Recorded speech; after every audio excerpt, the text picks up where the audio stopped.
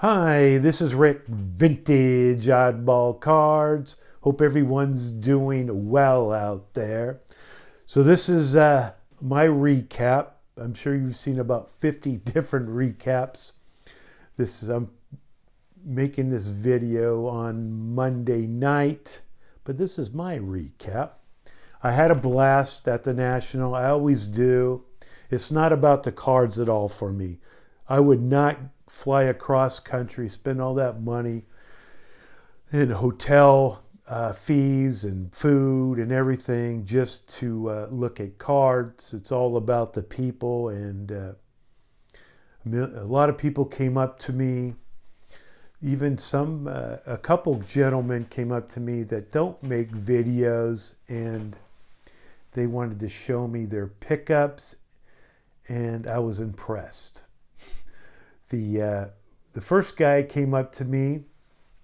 He showed me a Bryce Williams Mathewson card. A Bryce Williams Mathewson card. A Grail card for me. Very expensive card. And I was really happy that he was willing to show that card. And then another gentleman came up to me and had a 1914 Cracker Jack Matty. Another Grail card of mine. I mean, I was astonished, surprised that, these are very expensive cards, and happy they decided to walk up and show those cards to me. Met a bunch of newer YouTubers, got together with older YouTubers for lunch, dinner at Gibson's. It seemed to have lunch or dinner with somebody different each day and night. Hung out mostly with John Mangini because he roomed with me, and John's a great guy. We had so much fun, plenty of laughs with Pepino Man.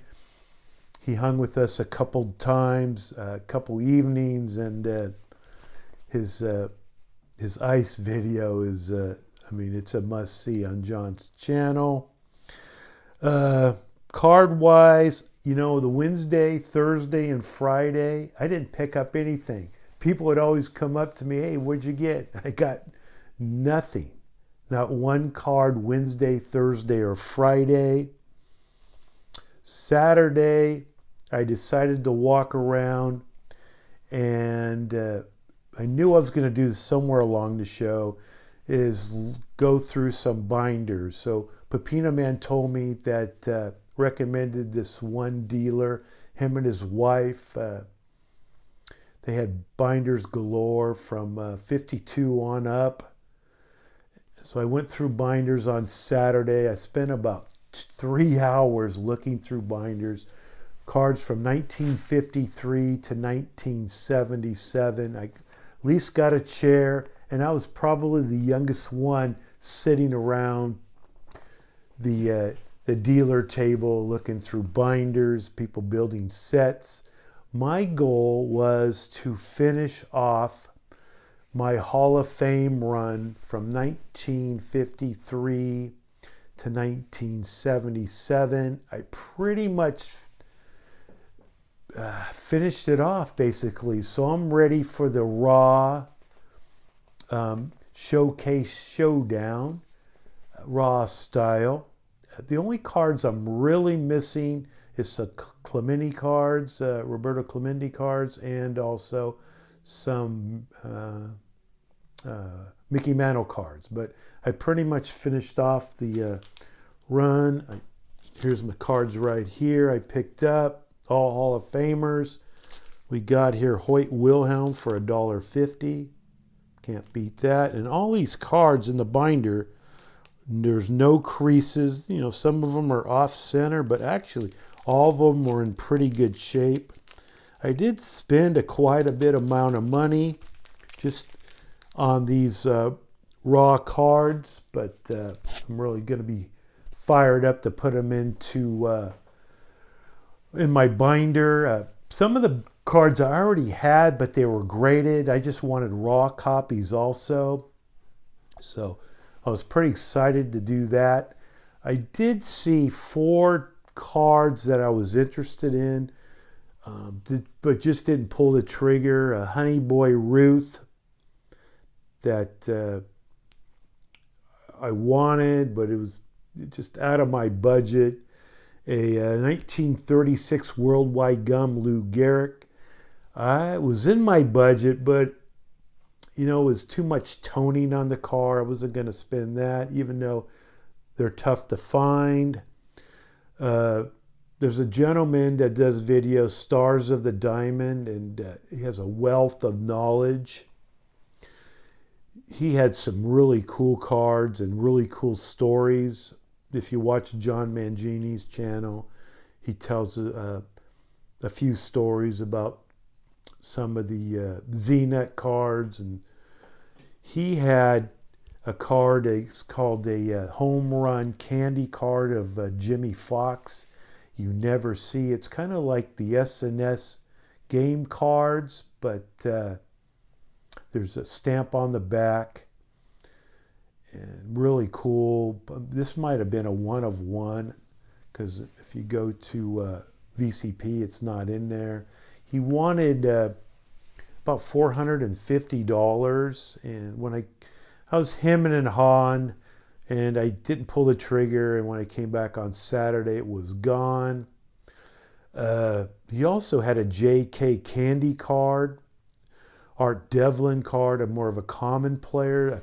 J&K, you just never see those cards, but decided not to do that. And then also, I was kind of fighting it. The auction house REA closes in a couple weeks, and there's 4 cards that I could definitely bid on, and hopefully I win one of them. So I wasn't just going to buy something to buy something, but I was really happy to get some raw cards. I made some notes here. Let's see what I missed here. Okay, the pluses of the show. The air conditioner was working. Wi-Fi was no problem. It was really, really busy, especially Wednesday. I really noticed Wednesday, busiest Wednesday of all the shows I've been to over the years. The lines were huge for general admission, tickets in the morning. If you're going to go next year, definitely buy a 5-day pass, because there's no way. I mean, I probably would have turned away and had some breakfast or do something else and come back later, because it seemed like it was a mile long, out the door, around the block, down the street, for general admission tickets. Our Wednesday night get-together was a huge hit, the Misfits. It was better than I expected. We had 50-plus people on a Wednesday night now. A lot of people don't even get there on Wednesday. We did a giveaway, Scott Reindeer Studios. We gave away 4 of his shirts, a box of cards, a 79 O-Pee-Chee, unopened, a graded O-Pee-Chee pack from George. Just all kinds of fun. We closed down the place. It was kind of funny, because when we first got there, I arrived at the bar around, what time did the place close? 8 o'clock to show, probably around 7 o'clock or so. And when I walked in, I kind of warned the manager of the restaurant, hey, we're going to have a bunch of people here, and they were worried that we're going to be flipping cards in their doorway, in their lobby, but I told him that wasn't going to be the case. And he actually said he saw my video about the get-together, which was kind of funny.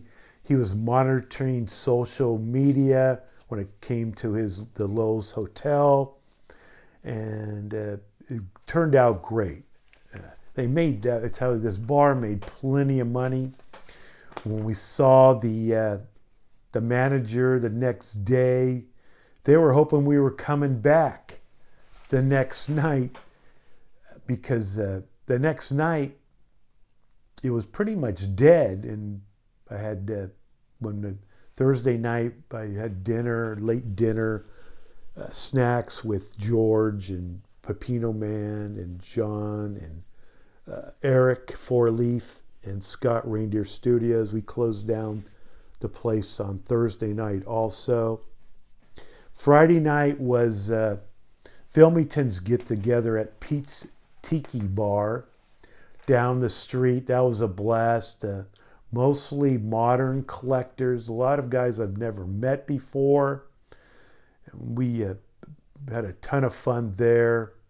It's a place, this Tiki Bar down the street is a place that, let's say, if Lowell's doesn't let us in next year on Wednesday night, that would be a place maybe to go. What else? Upstairs was a disaster for they opened up upstairs, but the aisles were so cramped.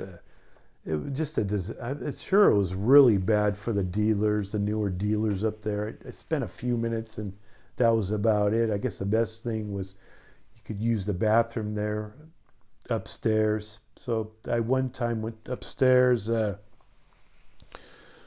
see here. The Thursday thing was unfortunate. Mike's get together. When I arrived, I got a drink at the bar, went upstairs, and by the time I got, upstairs, Mike was saying, "Hey, we got to leave. They're kind of kicking us out." They were really tight at all the hotels. Like I said, the Lowell's, they let us in the bar. We had a great time, but there were signs saying no trading. Go to the trade nights, and we did. On Saturday night, we had the vintage trade night, and it was fun. And these guys, Four Collectors, do a great job. But man, I wish it was separated from the modern flippers and so forth. It was kind of fortunate on that, but those guys put on a great time, great show. We had a bunch of fun. I did some videos. I got crazy amount of views. I did a walkthrough one afternoon when John Mangini was taking a nap. He said, "Hey, I'm going to go back over there." And he says, "I'm taking a nap." So I did some film. I filmed about 15 minutes of the show and also filmed the breaker area.